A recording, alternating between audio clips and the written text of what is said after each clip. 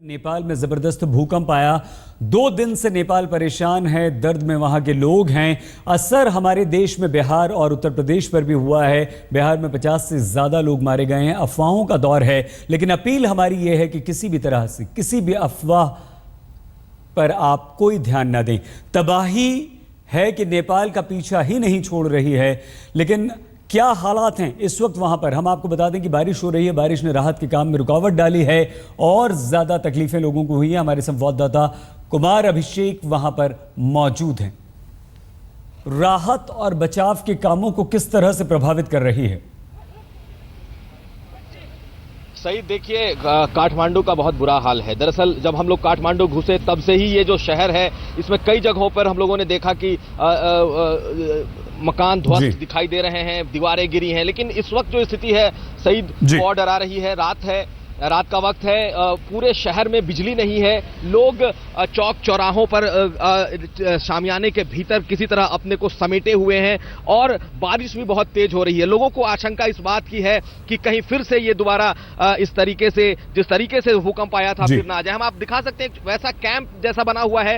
एक ये काली माटी चौक है काठमांडू का, जहां परिवार जो है ये किसी तरीके से शरण लेकर बैठे हुए हैं। हालांकि सारे लोग दहशत में हैं, खौफ में है और ये पूरा का पूरा परिवार एक छोटे से चौक पर, आप कह सकते हैं कि कई परिवार हैं जो कि एक तंबू के अंदर, मेकशिफ्ट तंबू के अंदर है। और इस वक्त बारिश बहुत तेज हो रही है, लोग घरों में जाना नहीं चाहते।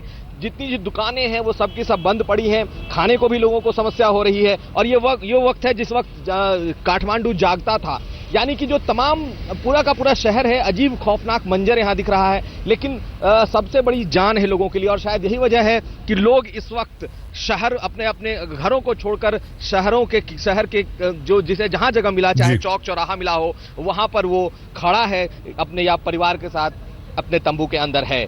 सईद, अभिषेक, ये तो आपने हाल बता दिया और वाकई ये डराने वाला हाल है। लोगों की स्थिति देखकर भी अफसोस होता है। लेकिन अभिषेक, वो जो उम्मीद मलबे के नीचे अपनों के दबे होने की, जिंदा वापस निकल आने की थी, इस बारिश से कहीं ना कहीं धूमिल होती है, दिल बैठता है। अभिषेक, सही देखिए, कई गांव ऐसे हैं जिसमें कि अभी तक लोग दफन हैं, जो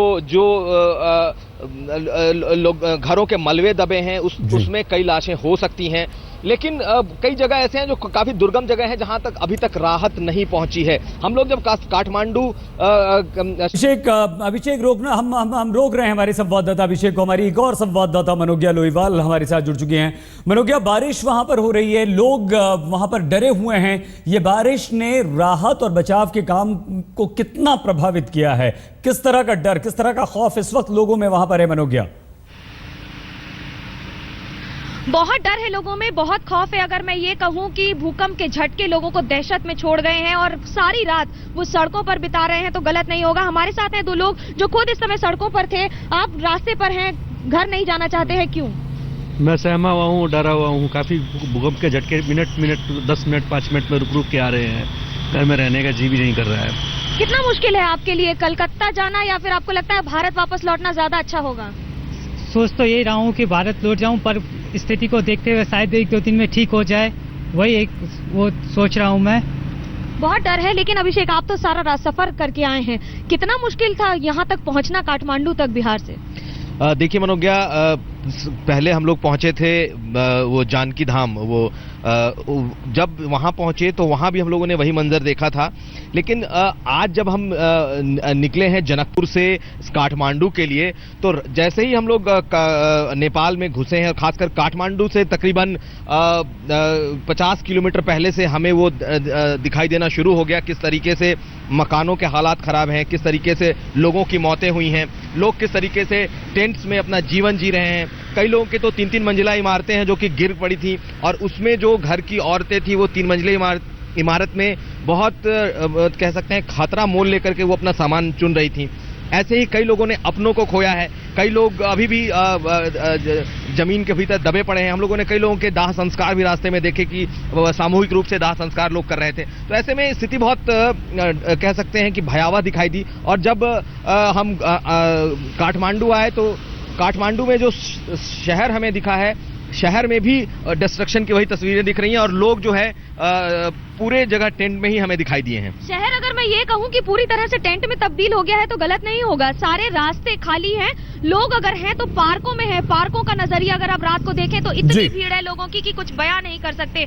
और ये बारिश का कहर उससे ज्यादा नुकसान कर रहा है। आने वाले कुछ घंटों में अगर बारिश लगातार जारी रही तो हो सकता है उत्तर नेपाल में जो पूरा हिमालयन का रीजन है, मैं अगर ये कहूँ कि हिमालय की गोद में बसा नेपाल एक बार फिर हो सकता है कहर को सामने देखे, क्योंकि सबसे बड़ा नुकसान होगा मौसम की वजह से।